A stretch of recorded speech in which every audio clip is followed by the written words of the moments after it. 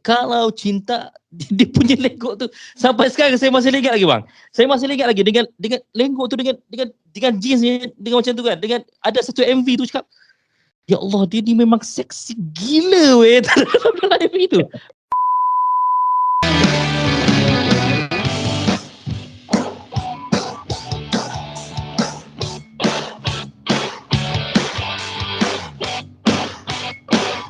FR Voice Podcast. Kali ini kita bersama dengan seorang vokalis yang sangat dikenali di era 90-an dengan sebuah kumpulan yang diberi nama Aero. Nama beliau saya boleh katakan bila kita sebut nama beliau boleh dikatakan hampir separuh daripada rakyat Malaysia mengenali beliau kerana beliau pernah berada dalam satu pentas cukup besar iaitu Kilauan Emas 4. Dan baru-baru ni beliau viral sebagai seorang peniaga roti canai. Kita bersama dengan Renggo Aero. Assalamualaikum. Waalaikumsalam warahmatullahi wabarakatuh. Sihat bang? Alhamdulillah. Soalan yang pertama saya, apa khabar Renggo Aero sekarang? Renggo Aero sangat-sangat sihat sekarang. Covid-nya macam mana? Di musim Covid-nya macam mana? Struggle-nya macam mana? Kelangsungan hidupnya macam mana? Itu. Okey. Kesihatan Alhamdulillah. Kita jaga kesihatan kita pada usia-usia yang masih berbaki ni, kita jaga elok lah. Tugas kita menjaga kesihatan kita dan menjaga SOP kita setakat mana yang kita mampu lah. Kan? Walaupun kita dikelilingi oleh masalah-masalah yang kita hadapi, seluruh negara boleh dikatakan memang popular lah masalah COVID ni. Tapi walau macam mana pun kami di sini, saya dengan anak-anak 5-6 orang ni belum lagi, Allah Ta'ala belum lagi uji dengan masalah COVID ni. Kita masih dalam suasana selamat dan macam biasa berniaga untuk kelangsungan hidup, dan saya masih lagi banyak menerima tempahan untuk membuat event di sana sini. Itu rezeki bang itu rezeki. Dan saya di saat artis-artis lain masih tercari-cari rentak, tapi Allah Ta'ala memberi ruang untuk saya begitu sederhana dalam cari mendapat rezeki untuk memberi kelangsungan hidup tu dalam keadaan yang selesa lah.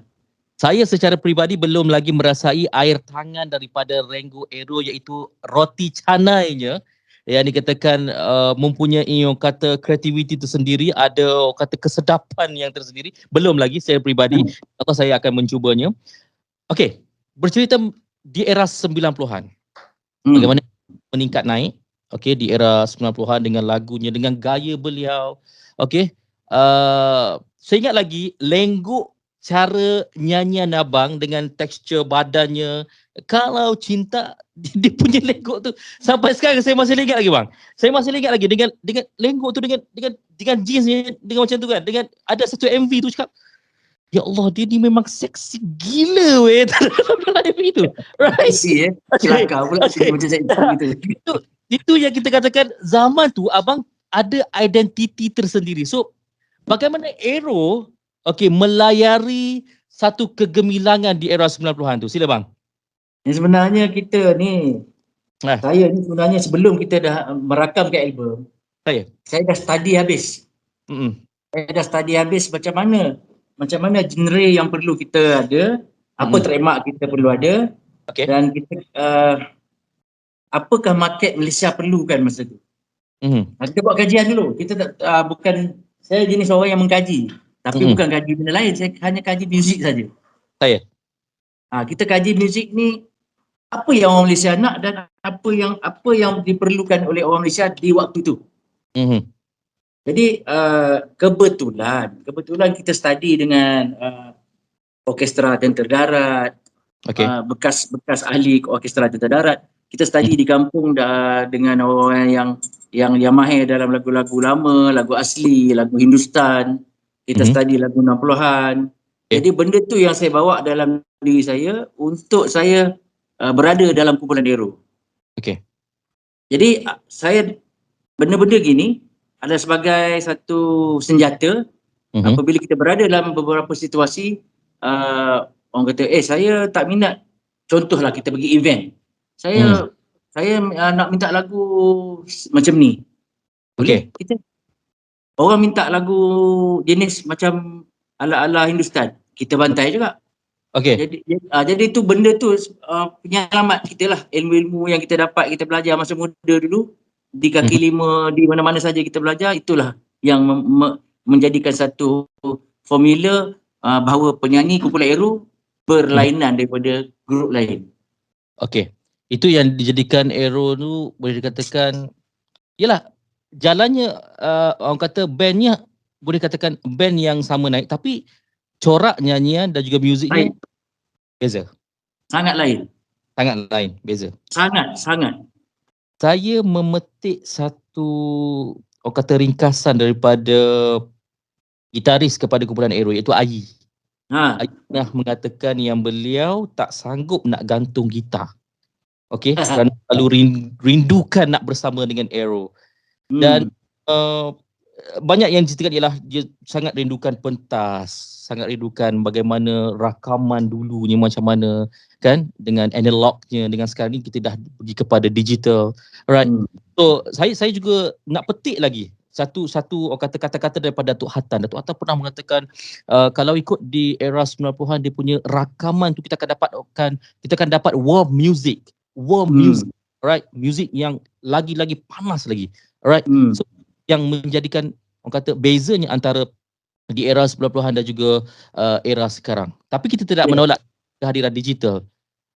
Abang Renggu, apa orang kata pandangan sedikit yang perasaan rasa macam dulu sekarang. Music sekarang kita dah dapat yang music secara fast. Dapatnya dia setiap benda yang berlaku. Tak kira dari segi perniagaan, dari segi apa bidang yang kita ada, yang kita masuk, yang kita ceburi, dia mesti ada pro dan kontra. Kan? Contoh DJ lah. Kita tahu DJ dulu dan sekarang lain. Dulu DJ orang nak suara bass. Kalau tak ada suara bass jangan jadi DJ. Tak boleh. Okey. Tak boleh. Mesti suara yang jantan. Tapi di waktu sekarang, zaman ni, orang tak peduli kau suara bass ke, kau suara tajam ke, yang penting kau ada sesuatu yang unik yang boleh menonjolkan diri kau. Begitu juga dengan dunia muzik. Dunia muzik dulu, kita tahu, era 90-an, 80-an, 90-an, mesti suara high note. Kalau kau nyanyi, kau tak boleh tarik lagu pitching yang tinggi, kau tak payah jadi penyanyi lah. Kan? Jangan mimpi lah. Jangan mimpi nak jadi penyanyi. Kalau kau nyanyi tak payahlah kau simpan lah. Tapi sekarang tak perlu suara tinggi. Tak perlu suara yang ganas-ganas, yang power-power, tak perlu. Kau hanya perlu viralkan nama kau dengan lagu yang kau cipta, kau akan boom di Malaysia. Betul. Beza dia.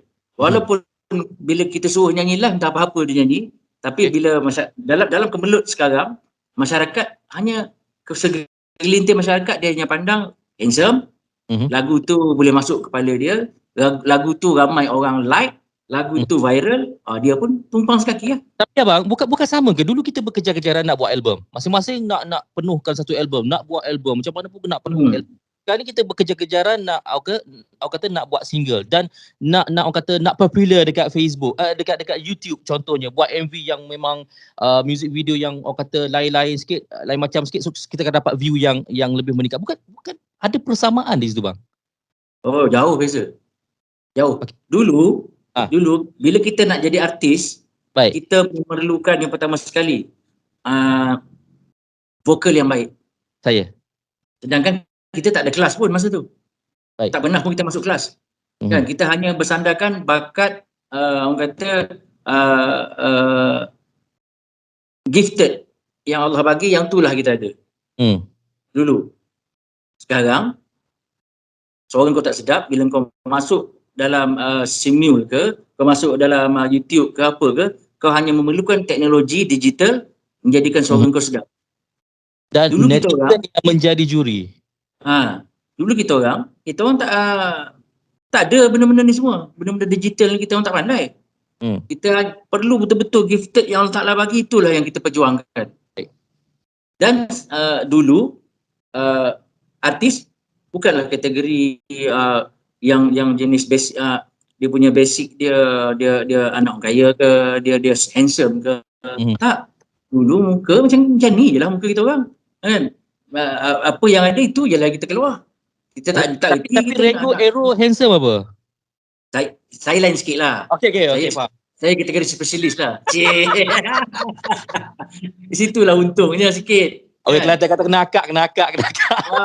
Orang kata kebanyakan kalau kata cerita tentang rock kapak, muka tak berapa sangat, tapi kebetulan Allah Ta'ala bagi muka kita boleh lah cukup makan lah. Jadi lah Allah Ta'ala bagi tu kita romo lah. Gitu lah. Okay. Itu kita throwback sikit. Okay. Baik. Kilauan Emas 4. Adakah memberikan satu tuah ataupun sebaliknya kepada Rengo Aero untuk buat comeback? Ini dah lama dah Kilauan Emas 4 di 2014. Tapi saya kira adakah ia memberikan satu orang kata memberikan satu tuah lah kepada Ringo ataupun sebaliknya?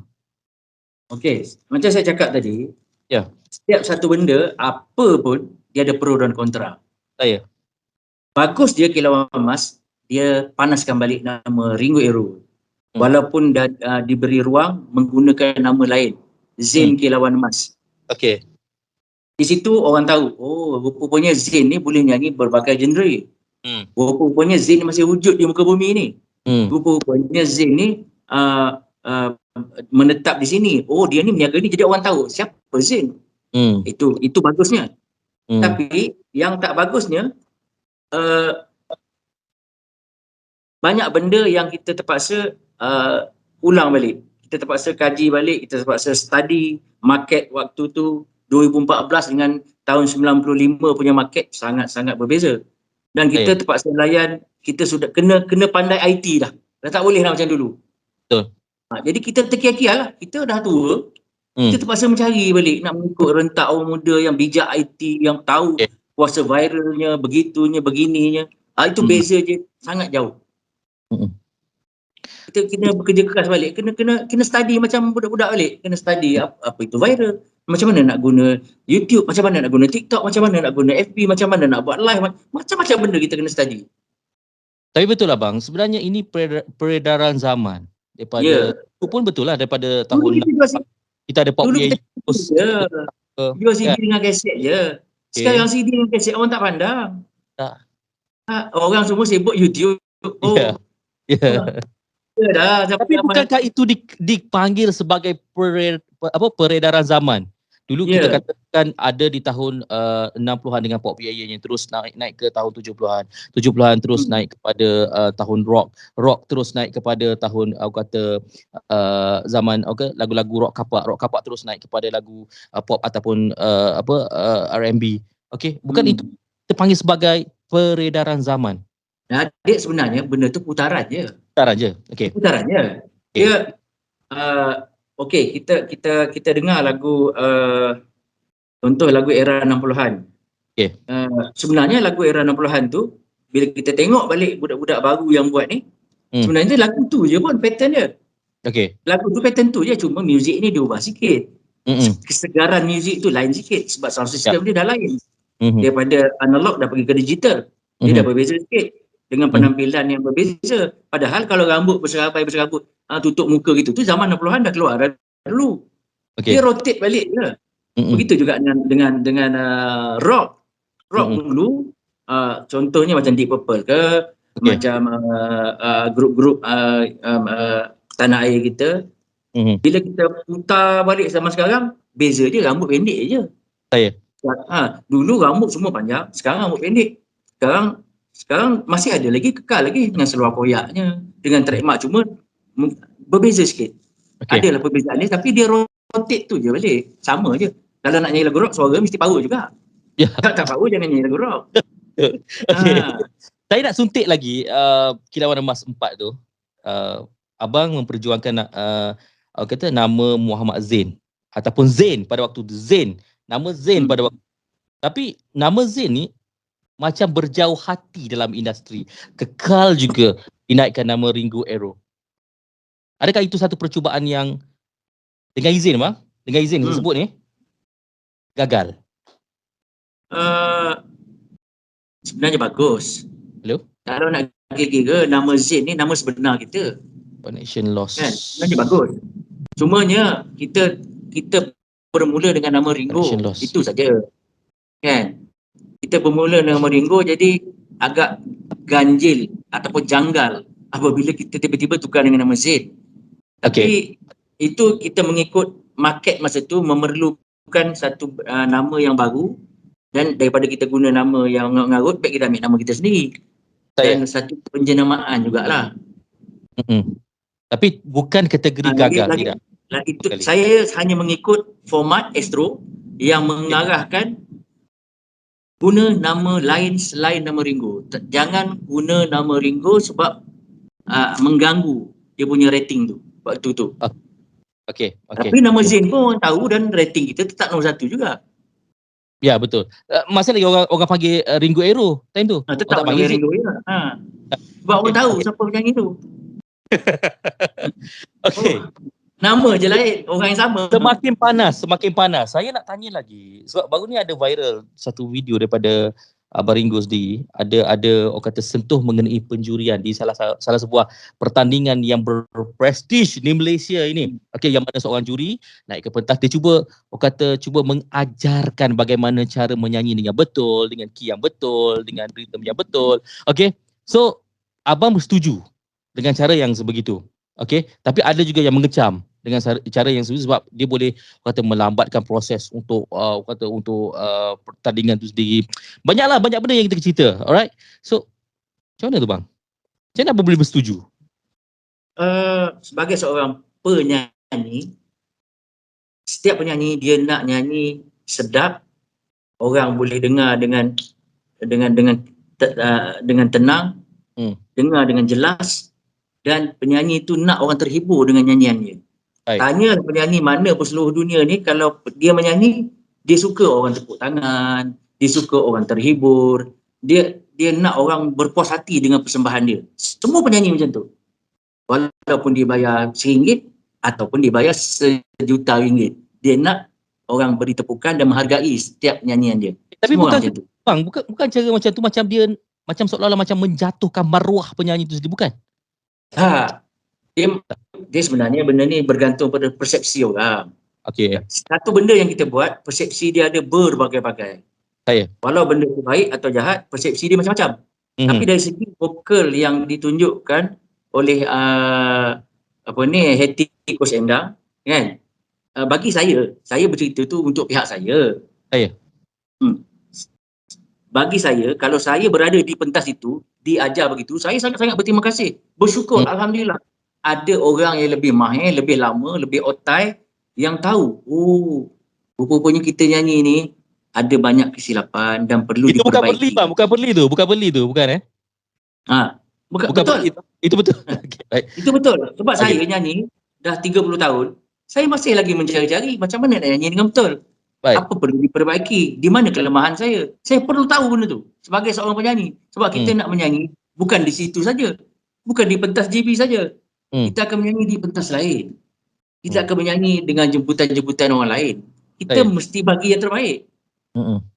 Orang tak nak dengar cerita, saya baru belajar, saya sakit, saya demam, ataupun saya ada masalah peribadi. Orang tak nak dengar benda tu. Bila orang panggil kita dibayar. Kita perlu beri persembahan yang terbaik. So secara konklusinya setujulah dengan penjurian yang macam apabila orang tegur kita, saya bersetuju. Dan bukan setiap penyanyi yang dipanggil tu, bukan mereka tu, bukan ada yang baru menyanyi, yang perlukan tunjuk ajar juga. Bukan semua penyanyi itu sama level yang masuk pertandingan tu. Ada yang baru nyanyi 3 tahun, ada yang dah nyanyi, ada yang dah menyanyi 20 tahun, 30 tahun, ada yang baru menyanyi 10 tahun. Dan genre yang mereka dapat tu berbeza-beza dan mereka sangat perlu tunjuk ajar. Tapi di pentas itu, mereka yang dipanggil itu dia dianggap sebagai penyanyi profesional sebab dah ada album. Tapi orang yang dah ada album pun perlu belajar lagi. Perlu tahu apa kelemahan dia. Dan setiap teguran itu mestilah dibilas dengan tunjuk ajar. Tak panjang, sikit je. So, at least penyanyi tahu, oh dekat sini kesilapan saya. Oh, ni kelemahan saya. Jadi saya dapat perbaiki. Takkan nak ajar kat belakang pentas. Takkan nak buka kelas. Itu bukannya kilauan emas, bang. Ada kelas. Dan sistem yang sebegitu sebenarnya dipraktikkan oleh negara seberang. Ya, di mana-mana negara pun semua sama macam tu. Kenapa pula kita nak menidakkan? Ini untuk naikkan kualiti penyanyi. Dia kena terima benda tu. Bila awak dah bersetuju untuk masuk GB, awak kena bersetujulah apa saja yang berlaku di pentas tu. Kalau awak rasa awak tak mampu, tak boleh, ataupun awak rasa, oh ini pertandingan ni tak layak untuk saya, jangan masuk. Jangan masuk. Okey. Bila awak dah masuk sebelah kaki, awak kena masuk dua kaki. Bila awak dah masuk dua kaki, awak kena standby. Apa saja yang berlaku, ditegur ataupun apa, kena terima seadanya, kena reda. Sebab itu tugas juri. Itu deep, bang. Itu deep. Itu deep. Tugas juri itu. Komen abang pasal industri sekarang, macam mana? Industri berkembang baik. Cuma kalau kita lebih bersifat terbuka, kita lebih berlapang dada, kita akan lebih maju ke depan. Kalau kita stuck dengan beberapa undang-undang, kita masih lagi ini tak boleh, ini tak patut, oh saya kena gini, ini tak, awak siapa gini, tak berkembanglah. Kita kena berlapang dada dan sentiasa menerima teguran. Sebab yang menegur kita tu bukan budak-budak, Hetty Koes Endang kot. Itu dah berapa album dah. Malaysia pun ada buat album untuk dia. Popular tu. Dan kita tahu dia punya suara dia, lagu dia, memang kita, siapa yang tak kenal Hetty Koes Endang kalau dia artis ni? Jangan tanya yang onjol sayur, dia tak kenal. Tanya dia artis, mesti dia kenal siapa itu Hetty Koes Endang. Okey, baik. Terima kasih. Okey, Abang Ringo, secara personally saya melihat abang lebih cenderung kepada lagu-lagu yang, dengan izin bang, saya merasakan abang lebih kepada lagu yang bersifat puisi. Betul bang? Dengan izin. No. Awak tak tahu kepala saya ni berserabut dengan wayar. Banyak lagu. Saya tengok satu persembahan abang di Kilauan Emas, abang duet dengan ada seorang peserta tu, abang menyanyikan sangat baik lagu puisi tu bang. Lagu Bukan Kerana Nama. Ya, sangat baik. Sebab dia penyanyi ni, dia ada sesuatu yang bersesuaian dengan suara dia. Semua penyanyi, dia kena tahu suara aku sesuai dengan lagu yang begini. Macam lagu Ramli Sarip, dia sangat sinonim dengan suara saya. Bila saya dapat tas lagu Ramli Sarip, alhamdulillah. Tapi jiwa abang bukan lagu puisi, bukan? Jiwa saya sebenarnya lah, real. Okey, jujur. Hindustan. Ini serupa dengan Aming ni, Aming Hindustan juga. Okay. Amor cuma tak buat DK lagi. Dalam buat DK berat. Aming Spring pun Hindustan juga, Aming Spring Hindustan juga. Amor cuma Hindustan. Okay. Amor membesar dengan lagu-lagu Hindustan. Abang, last but not least, alright. Describe 3 penyanyi dalam negara, luar negara, pilihan Ringo Arrow. Tanah air. Tak kira tanah air ataupun luar negara pun boleh, band pun boleh, individu pun boleh, sila. Oh, kalau tanah air ni agak susah sikit lah. Right. Tapi ada. Tapi macam mana nak cakap kalau di tanah air ini bagi saya, kalau dari sudut suara lah, dari sudut suara yang berkualiti, yang bila kita dengar dia nyanyi, susahnya nak cari sumbang. Tu dalam kategori pitching lah, kategori pitching zaman Islam lah. Itu tempat ketiga lah. Tempat pertama tu. Pertama? Tempat pertama. Zaman Islam kalau saya dengar, dia ni kat mana sumbang, susahnya nak cari sumbang. Tu zaman Islam.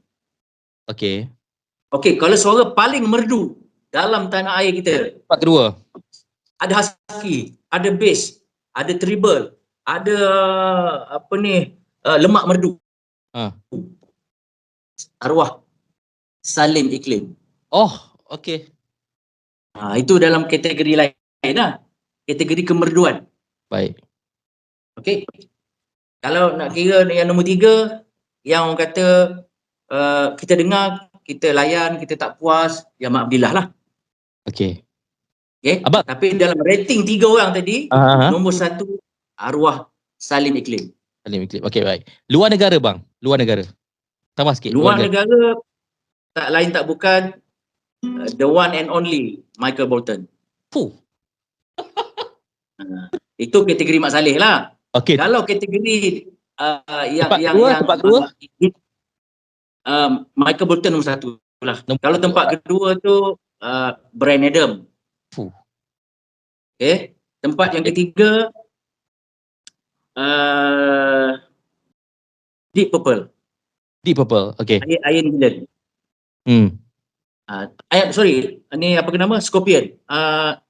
Penyanyi dia, Scorpion. Ini suara memang susah nak dapat. Memang payah nak dapat dengan seraknya, dengan husky-nya, dengan merdunya. Cukup dengan garamnya, jadi motor dengan gula semua cukup lengkap. Okey, semua penyanyi pilihan Ringo Arrow, kita nampak Ringo ni macam dia bukan cenderung kepada rock tak bukan juga kepada tak nampak sangat. Saya suka menyorok di belakang. Saya suka menyorok benda tu. Macam puisi sikit kan. Tapi bukan. Apa sebenarnya? Rupa-rupanya Hindustan. Tapi ramai orang tak tahu, saya sangat dengki pada penyanyi yang jenis. Saya sangat dengki, sakit hati, iri hati. Saya sangat dengki pada penyanyi yang bersuara bass. Okey. Kalau orang tu menyanyi dengan suara bass, contohlah. Okey. Chakra Khan, contoh. Chakra Khan, okey. Siap husky sekali, tak sakit hati ke dengar? Allah, ni datang daripada mana ni dengan suara bass, dengan husky semua cukup. Kan? Itu saya cukup, astagfirullahalazim, datang dari mana, planet mana ni datang ni? Tu. Tapi kalau kategori Hindi, tak lain tak bukan Udin Narayan, seniman Muhammad Rafi. Muhammad Rafi, okey, baik. Merdu gila. Okey. Sebut merdu, saya nak dengar suara merdu daripada Ringo Arrow. Boleh belanja sikit saya, boleh tak? Sikit saja. Okey, sebutlah lagu apa pun, lagu yang abang Ringo rasa okey untuk dibelanja kepada saya. Sikit je bang, mungkin chorus, mungkin. Okey, ya bang.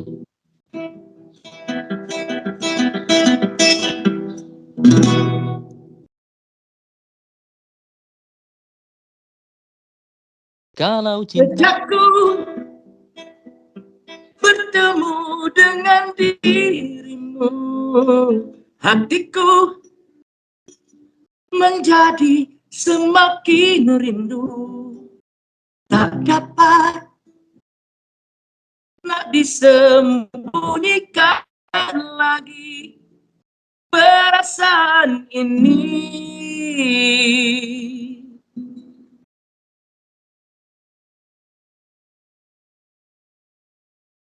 Kekasih, aku telah jatuh cinta padamu, hanyalah yang aku puja. Kekasih, inginkah engkau menjadi buah hatiku?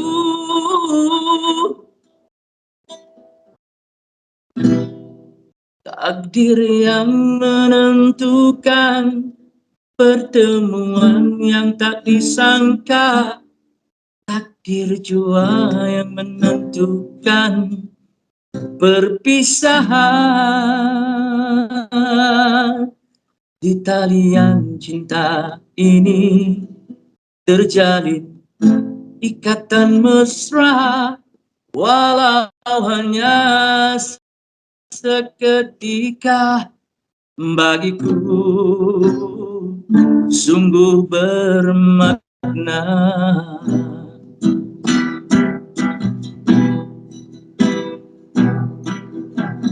Setiap malam ku tunggu panggilanmu, resah hati ku menanti, walau Walaupun sehari tak ku dengar suaramu, hati rindu. Ku terasa dunia ini bagai terhenti.